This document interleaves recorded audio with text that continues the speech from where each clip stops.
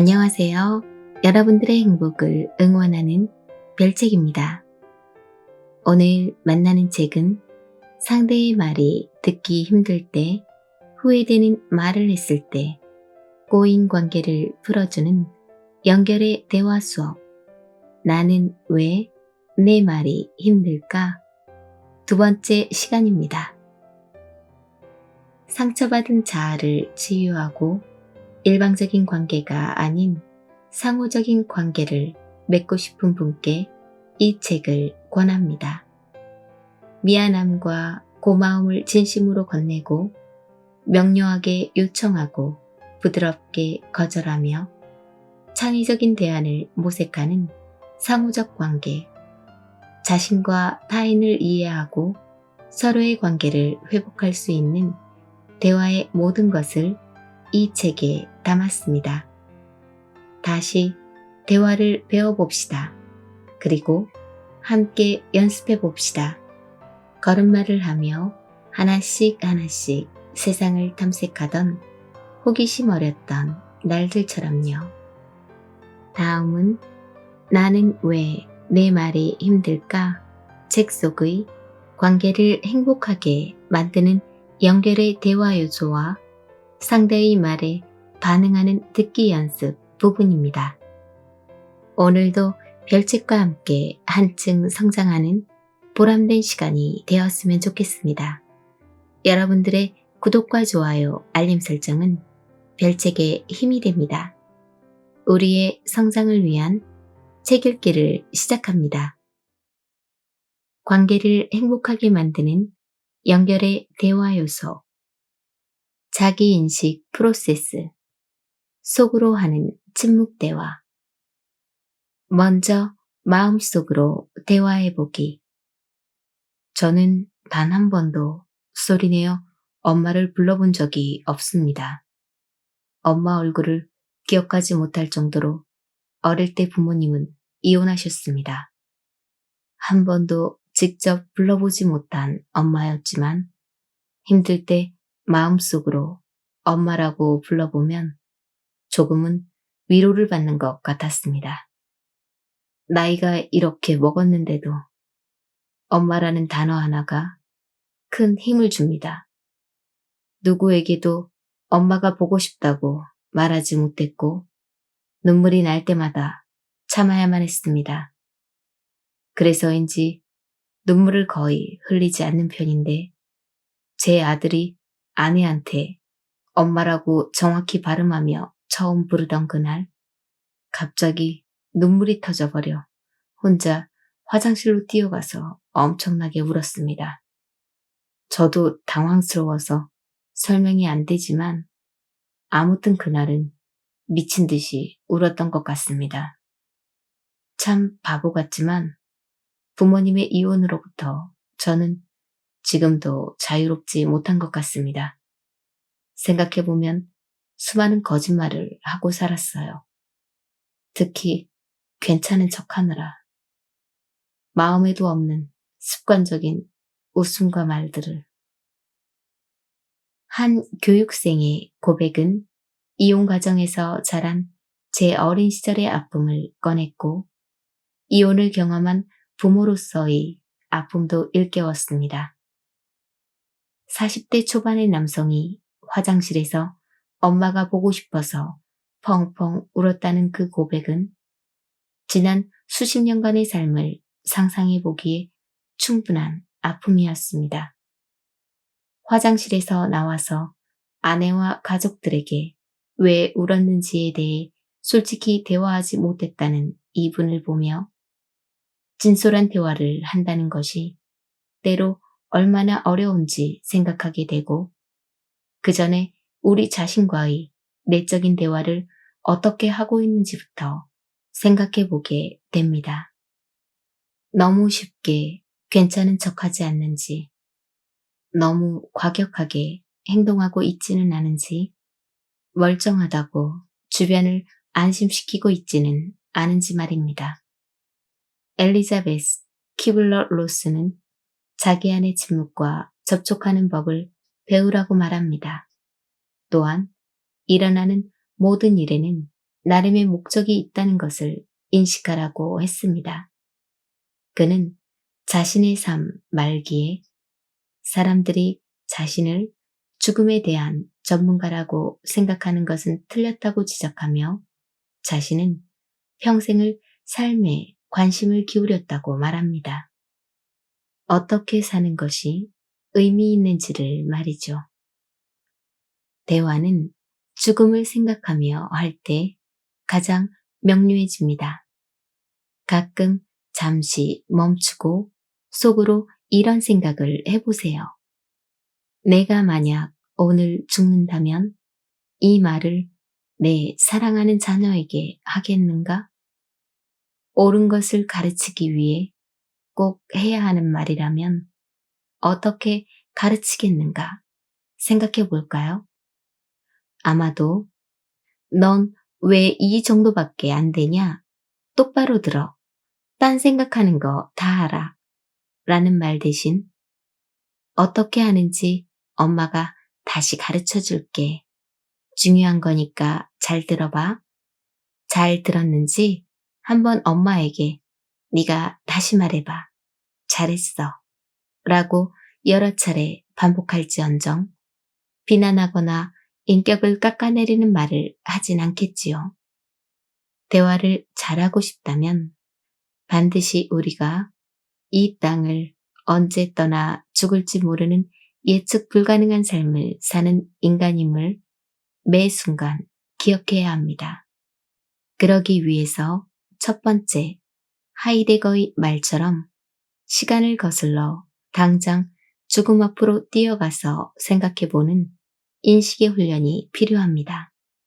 두 번째, 매 순간 잠시 침묵하면서 속으로 대화를 연습할 필요가 있습니다. 그것이 우리가 스스로 우리의 말과 행동을 선택할 수 있도록 해주니까요. 우리가 배운 것들을 우리 내면에서 먼저 연습하는 이것을 침묵 대화라고 하겠습니다. 가끔 우리의 대화는 소음처럼 다가옵니다. 대화의 결과가 원치 않는 말로 가득 차고 무슨 말을 하려 했던 건지 어떻게 들어야 하는 건지 모른 채 서로가 자기의 이야기를 떠들고 끝이 납니다. 그러나 깊은 한숨, 먼 곳을 응시하는 시선, 한 방울의 눈물과 부드러운 미소가 바로 대화랍니다. 대화를 배우고 가르치며 최고의 대화란 대부분 깊은 침묵 속에서 이루어짐을 배웠습니다. 침묵 대화를 연습하는 이유는 두 가지입니다. 1. 현실에서 드러나는 대화보다 마음에서 이루어지는 침묵의 대화는 더욱 솔직하고 안전하기 때문입니다. 2. 자극과 반응 사이의 공간에서 명료한 대화를 하기 위해 준비하는 시간을 주기 때문입니다.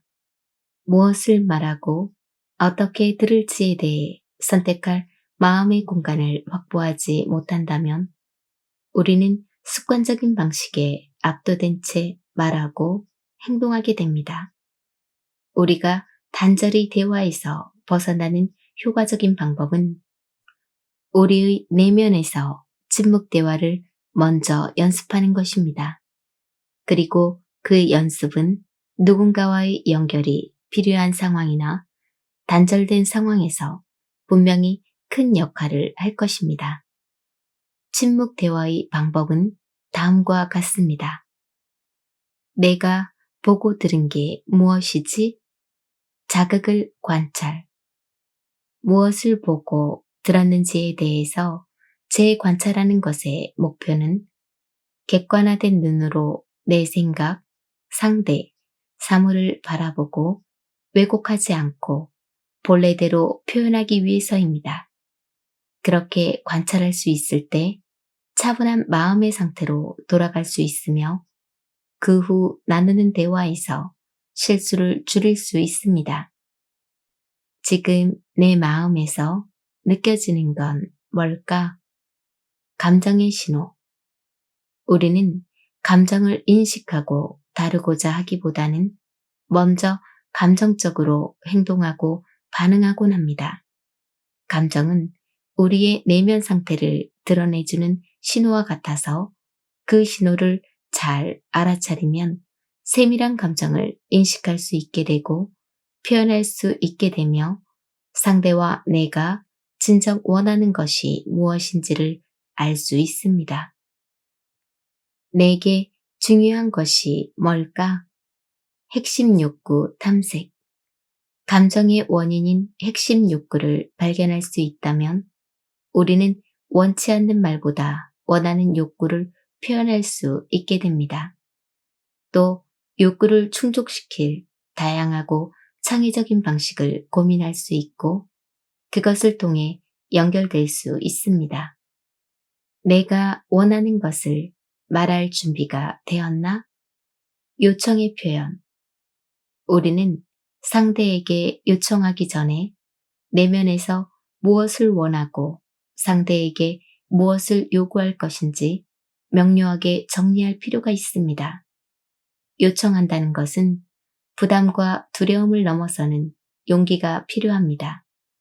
여기에서 용기란 두려움이 있음에도 불구하고 내 삶의 가치와 필요를 인식할 때 나오는 건강한 힘입니다.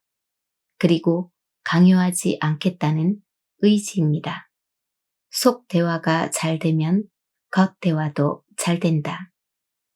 우리가 평소에 하던 말이 어떤 생각과 연결되고 말과 행동으로 발현되는지에 대해 지금까지 배우고 연습해 봤습니다. 의식적인 말과 행동에 대한 노력은 어려울 수 있습니다. 그리고 누구를 위한 것인지 혼란스럽고 억울할 수도 있습니다. 그러나 그 과정에서의 성장과 결과의 기쁨은 궁극적으로 내 삶을 충만하게 만듭니다. 이해하기. 불편한 말을 번역기를 사용하여 이해하며 들어보기. 상대의 말이 불편한 이유. 우리는 모두 좋은 사람이 되기를 원합니다. 상대의 이야기를 잘 들어주고 친절하게 반응하는 사람이 되길 원하지만 그렇게 할 수 없는 조건과 환경에 놓이곤 합니다. 그리고 어려운 환경이 있을 때 우리는 쉽게 상대의 말을 잘라버리거나 건성으로 듣거나 상대 존재 자체를 거부하기도 합니다. 어떨 때 상대의 말에 온전히 귀 기울이기 힘들까요? 우선 체력이 너무 약해졌을 때는 상대의 말이 듣기 불편할 것입니다. 들어주고 있더라도 전에 연습한 대로 상대의 감정과 욕구를 추측하고 반영하면서 함께 탐색해줄 여유가 없을 것입니다. 혹은 다른 무언가에 집중하고 있을 때 우리는 상대의 말을 공감적으로 듣지 못합니다. 듣는다는 것은 온전히 상대에게 집중하는 과정을 의미하는데 우리의 뇌는 멀티태스킹에 그리 능하지 못하기 때문이지요. 그리고 상대가 나에게 던지는 나를 불편하게 만드는 말이 있습니다. 화가 나게 되는 말, 미안함이 느껴지는 말, 서운하게 느껴지는 말, 슬퍼지는 말, 두렵고 위축되는 말, 맞는 말이란 생각이 드는 말, 특정 대상이 하는 모든 말, 유독 듣기 싫은 단어나 말투, 행동. 결국 듣기 어려운 말은 화자가 왜 그런 말을 하는 것인지 공감하려는 우리의 마음을 가로막는 모든 말이라고 할 수 있습니다. 가족관계, 조직 내 혹은 친구관계 안에서 우리의 마음을 불편하게 만드는 말들을 자주 듣습니다. 우리가 제3자의 입장일 땐 상대를 공감한다는 것이 그리 어려운 일이 아닐 수 있습니다. 그러나 우리 자신이 갈등의 당사자가 된다면 상대의 말을 제대로 이해하며 듣기란 무척 어려운 과정이 됩니다. 왜냐하면 즉각적으로 우리 마음에 떠오르는 생각과 감정들이 상대를 공감하기 어렵게 만들기 때문입니다. 상대가 나에게 불편한 말을 하는 이유는 꼭 나 때문이 아니다. 부모님은 평생 저희 형제를 비교하셨어요. 당신들에게 누가 더 잘하는지가 누구를 더 사랑하는지에 커다란 영향을 주었죠. 저는 동생처럼 살갑지도 못하고 애교도 없어요. 동생보다 공부도 못했죠. 1년 어린 동생이 고3이었을 때 저는 재수생이었는데 그 한 해는 정말이지 인생의 최악으로 기억합니다. 매일매일 엄마에게 모진 비교를 당했죠. 동생보다 뒤처지는 공부, 부모님과 다른 식습관, 동생과 달리 무뚝뚝하고 말이 없던 저는 그 1년이 못 견디게 괴로웠고 50이 다 되도록 그 상처를 처리하지 못한 채 살았습니다. 제 배우자가 부모님과 화해하라고 이야기해 줄 때마다 그런 마음이 없어서가 아니라 도저히 부모님이 이해되지 않아 이 상태를 유지하는 것 같습니다.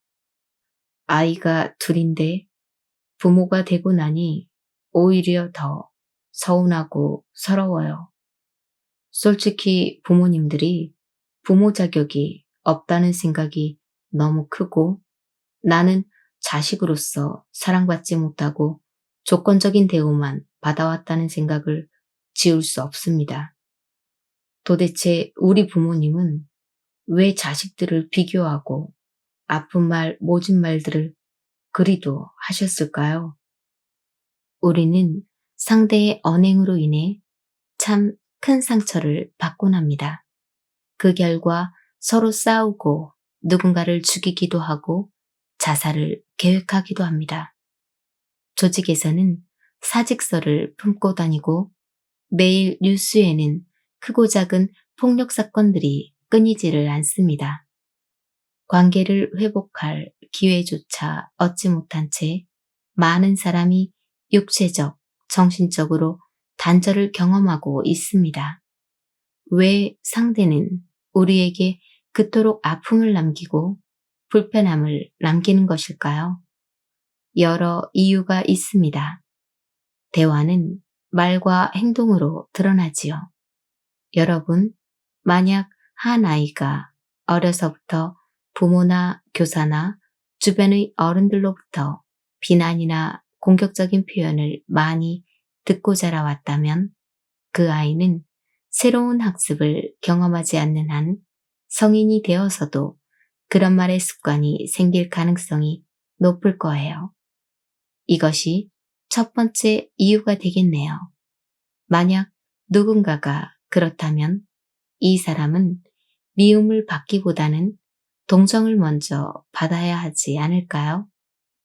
두 번째는 그런 결과로 많은 이들이 건강하게 마음을 표현하고 싶어도 그 방법을 모른답니다. 어떻게 말을 해야 상대가 기분이 상하지 않을지 정말 모르는 거지요. 만약 누군가가 그렇다면 이 사람은 비난받기보다는 도움을 받아야 하지 않을까요? 세 번째는 어려서부터 누군가를 공격하고 겁박해서 원하는 것을 얻어온 경험이 많을수록 그 버릇을 잘 고치지 못한답니다. 만약 누군가가 그렇다면 우리는 용기를 내어 저항하고 더욱 명료하게 의견을 내세워야 하지 않을까요? 네 번째는 내면이 여리고 취약할수록 자신을 보호하기 위해 또는 자신의 존재감을 부각하고 확인시키고 싶을 때 과도하게 세게 말하고 공격적으로 행동할 수 있답니다. 만일 누군가가 그렇다면 이 사람은 조건적인 환경 속에서 수용받았던 경험이 적었을 것입니다.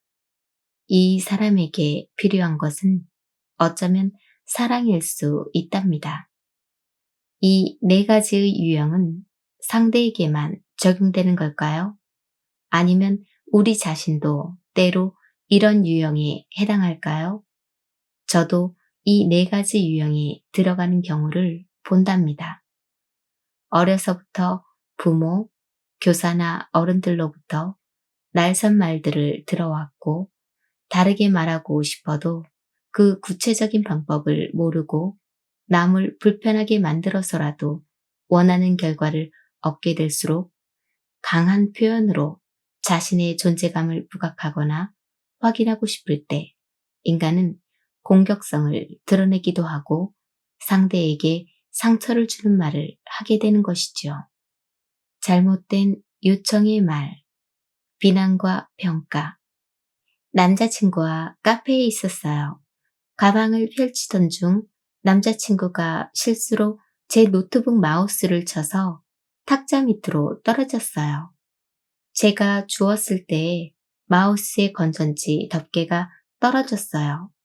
먼저 건전지를 주워 끼우고는 계속 그 덮개를 찾았는데 결국 찾을 수가 없었어요. 저는 열심히 찾고 있는데 남자친구는 건성으로 몇 번 보더니 그냥 아무리 찾아도 없다. 이제 가자. 라고 아무렇지 않게 이야기했어요. 저는 좀 불쾌해졌어요. 제 물건인데 남자친구가 너무 쉽게 성의 없이 반응했기 때문이에요. 참으려다가 결국 말했어요. 왜 사과를 안 해? 네가 잘못해놓고 라고요. 하지만 남자친구는 불쾌해하면서 이게 그렇게 예민할 일이야? 내가 잘못한 일만 있어?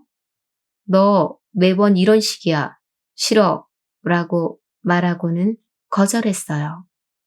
각자 집으로 와버렸지만 앞으로 결혼할 사이라 걱정이 되었어요. 무조건 참는 것이 답이 아니고 그렇다고 싸우고 싶지도 않고요. 불편한 언쟁을 겪으면 심리적인 고통을 겪게 됩니다. 이럴 때 들은 말을 무시하는 것도 좋은 방법이 될 수 있고 똑같은 방법으로 응대해 주는 것도 하나의 방법이 될 수 있습니다. 혹은 상대에게 그 말이 얼마나 실례인지 아시죠? 라고 일깨워 주는 것도 방법이 됩니다. 그러나 이런 방법들 외에 상대가 한 말의 의미를 제대로 이해할 필요가 있는 경우라면 다르게 들을 수 있어야 합니다. 만일 그 불편한 말을 건네는 사람이 소중한 가족, 사랑하는 사람, 조직에서 꼭 필요한 사람이라면 아마도 무시하거나 같이 공격하는 방법이 유용하지 않다는 걸 이미 너무나 잘 알고 있습니다. 이럴 때는 상대의 그 발언을 제대로 이해하며 들을 수 있는 태도와 기술을 연습하여 서로 연결될 기회로 바꾸는 것이 중요합니다. 불편한 말을 들을 때 반드시 기억할 것이 하나 있다면 바로 이것입니다. 상대가 나에게 쏟아내는 불편한 말은 요청의 또 다른 말이다 라는 것이지요. 이와 관련해 마셜 로젠버그 박사는 우리의 모든 말은 부탁이거나 감사의 표현이라는 말을 했습니다. 이 말을 받아들이기 힘들다면 스스로 이 질문을 먼저 던져보면 어떨까요? 1. 여러분이 소중한 사람에게 했던 가장 후회되는 말을 생각해 보세요. 너 집 나가. 너 같은 자식 나도 필요 없다. 후회되는 말. 2. 그 말을 왜 하셨나요? 아마 상대가 무언가를 해주기 기대했기 때문일 겁니다. 내 아이가 말대답하지 않고 들어주길 요청하는 마음. 3. 상대가 해주지 않았을 때 상대에게 자신의 마음을 이해받고 싶었을 것이고요. 엄마 아빠는 네가 행복하기를 바란다. 요청의 마음. 4. 그래서 얼마나 여러분이 고통스러웠는지 알려주고 싶은 생각이 들죠. 너의 말대답이 나는 힘드니까 나도 너를 힘들게 하겠어. 충동적 생각. 5. 똑같이 아픈 방식으로 말하고 있을 겁니다. 너 집 나가. 너 같은 자식 나도 필요 없다. 평가, 비난. 그러나 그 밑에 있던 욕구는 상대에게 무언가 이해받고 싶고 요청하고 싶은 것이랍니다. 그러니까 엄마 아빠 말도 끊지 말고 끝까지 들으려고 노력해 줄래? 요청의 표현. 내가 너무 고통스러울 때 상대에게 똑같은 방식으로 고통스러운 말을 건네지만 나의 마음은 절절한 요청인 경우가 많습니다. 내 마음의 상태를 깨달으면 상대 역시 같은 마음임을 인지하고 이해할 수 있답니다. 우리는 모두 원하는 게 되지 않는 상황에서 원하는 말을 하지 못한 채 서로를 더 고통스럽게 하는 말을 던지고 맙니다. 그러면서도 알아주기를 얼마나 바라왔나요? 그런 말을 주고받을수록 더 멀어지고 단절되어 가는지도 모른 채 말입니다. 가족 간의 아픔과 갈등은 전부 이 과정을 거친다고 해도 과언이 아닙니다. 대화를 배우고 가르치면서 저 자신도 이 아픔이 건드려져서 얼마나 많은 날을 울었는지 모르겠습니다. 그토록 사랑받고 싶었고 사랑하고 싶었던 소중한 가족, 친구들과 어리석게도 상처를 주고받으며 멀어지고 말았으니까요.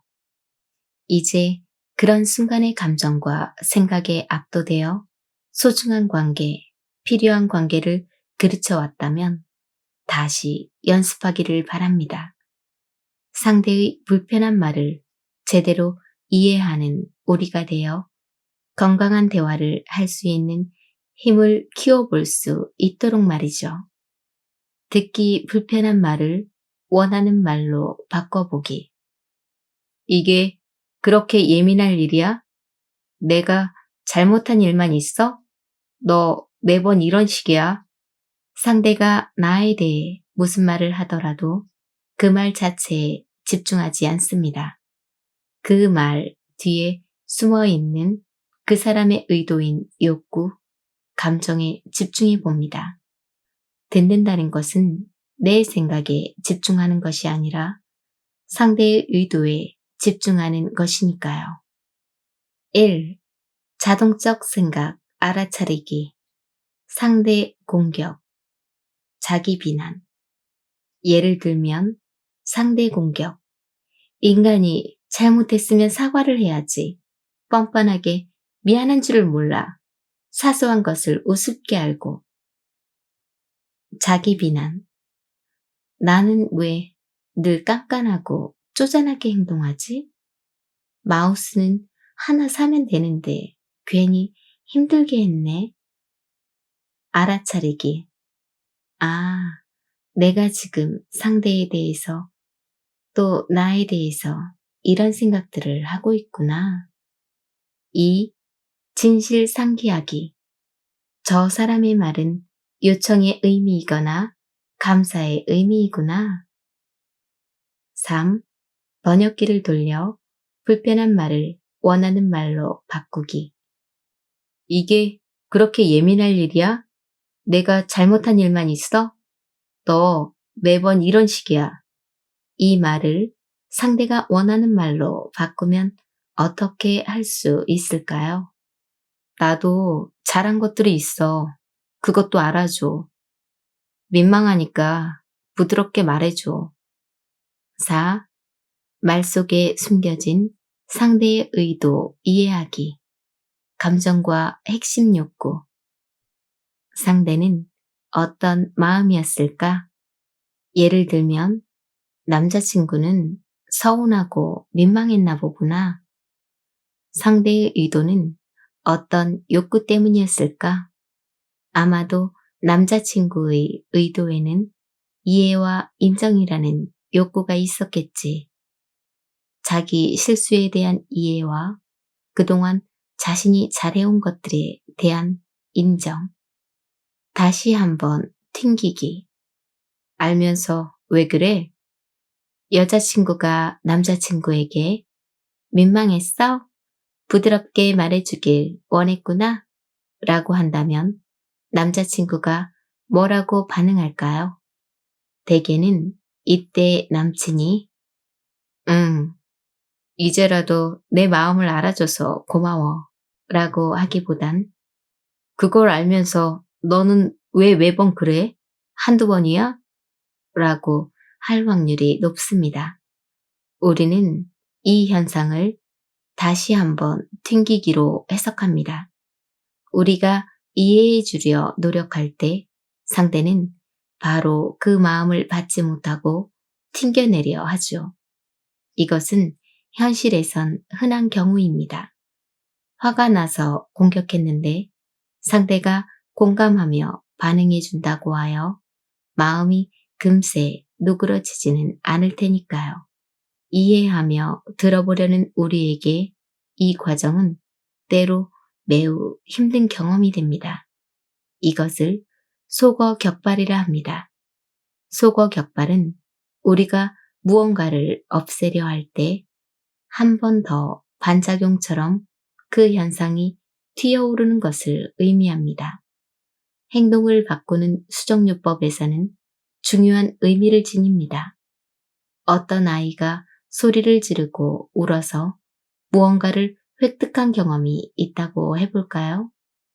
부모가 그 행동을 교정하기 위해 이제는 소리 지르고 울어서 무언가를 얻는 건 안 돼. 다른 방법을 배우는 거야. 라고 한다면 아이는 그 말을 바로 듣지 못할 가능성이 큽니다. 왜냐하면 이미 소리 지르고 울어서 원하는 무언가를 얻어보았기 때문이지요. 이때 아이가 한 번 더 혹은 여러 번 습관적인 방식을 고수하게 됩니다. 이것이 바로 속어격발의 현상입니다. 여기에 반응하지 않고 기다려주면 점차 그 강도가 줄어들고 아이는 원하는 것을 표현하는 새로운 방법을 알아갈 수 있습니다. 이것은 대화 연습에도 고스란히 적용된답니다. 대화는 습관적으로 이루어지는 경향이 강합니다. 그 습관을 통해 우리는 많은 것을 이루며 살아왔고요. 그렇기에 지금부터라도 습관적으로 반응하지 않고 배움대로 인식하며 연습하고자 하여도 상대는 한 번 더 강도를 올려 자신의 마음을 거세게 표현할 수 있습니다. 만약 우리가 발끈하며 반응해 왔다면 싸움을 기대했을 것이고 우리가 굴복하기만 했다면 상대는 굴복을 기대했을 것이기 때문입니다. 그래서 우리는 늘 새로운 변화에 도전할 때 이런 시험에 부딪히나 봅니다. 이 도전에서는 목표를 유지해야 합니다. 우리는 지금 서로 다시 연결하겠다는 선택을 했고 그렇다면 다시 한번 말해줄 수 있습니다.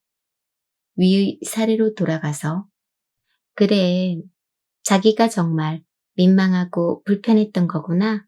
이제 알겠어. 라고요. 이쯤에서 더 발끈할 남자친구는 흔치 않을 겁니다. 앞의 예에서 듣기 불편한 말에 대해 어떻게 듣고 반응할 수 있을지 살펴봤습니다.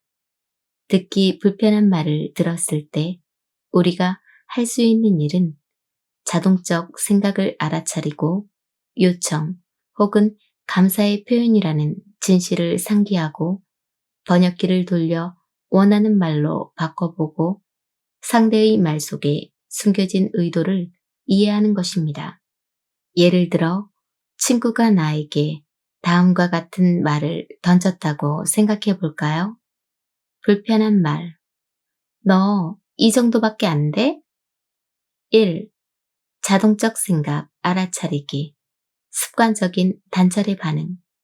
상대의 불편한 언행에 대해 습관적 듣기 반응은 상대 공격 혹은 자기 비난으로 나타납니다. 1. 상대 공격.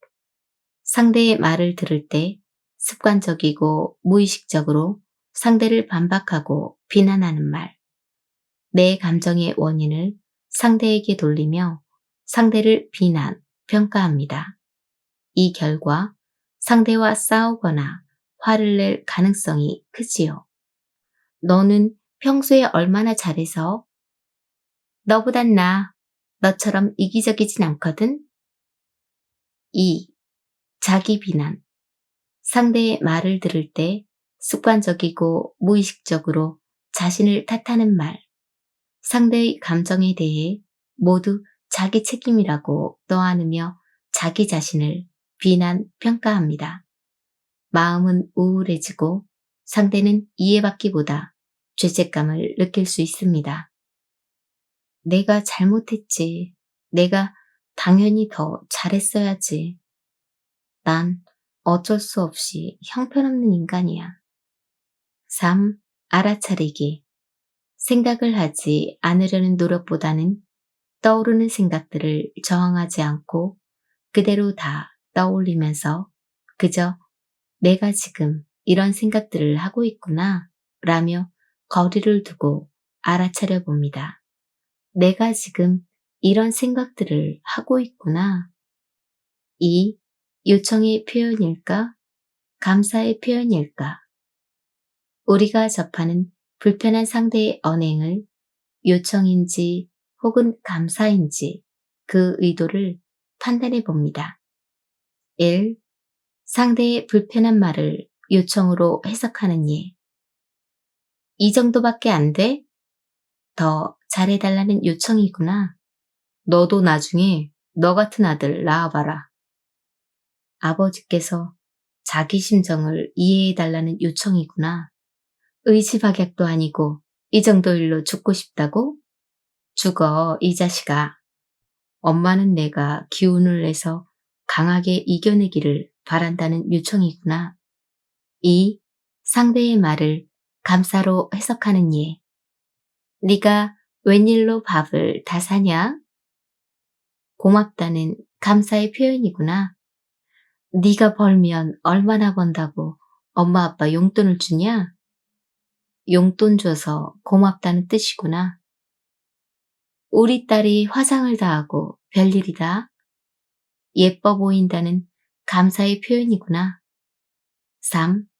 번역기를 돌려 불편한 말을 원하는 말로 바꾸기. 내 친구의 말은 다른 방식으로 해주면 좋겠다는 말. 자기 의견도 들어주길 바라는 말이구나. 4. 말 속에 숨겨진 핵심 욕구를 이해하기. 상대를 이해하기. 이제 말을 의미로 듣는 연습을 해봅시다. 불편한 상황에서 불편한 마음으로 대화를 하게 되면 누구나 원치 않는 방식의 행동과 말을 하게 됩니다. 그것을 이해한다면 우리는 그 순간 상대의 말에 집중하며 상처받기보다 상대의 의도와 의미에 집중하면서 상대의 숨겨진 핵심 욕구가 무엇인지 탐색해 볼 수 있습니다. 단, 상대의 감정이나 욕구에 대해 우리가 책임을 져야 하는 것은 결코 아닙니다. 상대의 이해는 말 속에 숨겨진 상대의 의도, 즉, 상대의 핵심 욕구와 연결해 봅니다. 침묵 혹은 표현으로 나타납니다. 친구가 실망하고 서운했나 보다. 다른 방법을 발견하고 싶거나 경험에 대해 존중받고 싶었나 보네. 그의 감정이 나 때문은 아니며 그 욕구를 반드시 내가 책임져야 할 이유도 없다. 여기까지가 오늘의 책 내용이었습니다. 오늘도 힘내시고 좋은 날 만드시길 바랍니다. 내일은 더 나은 당신의 세상이 될 것입니다.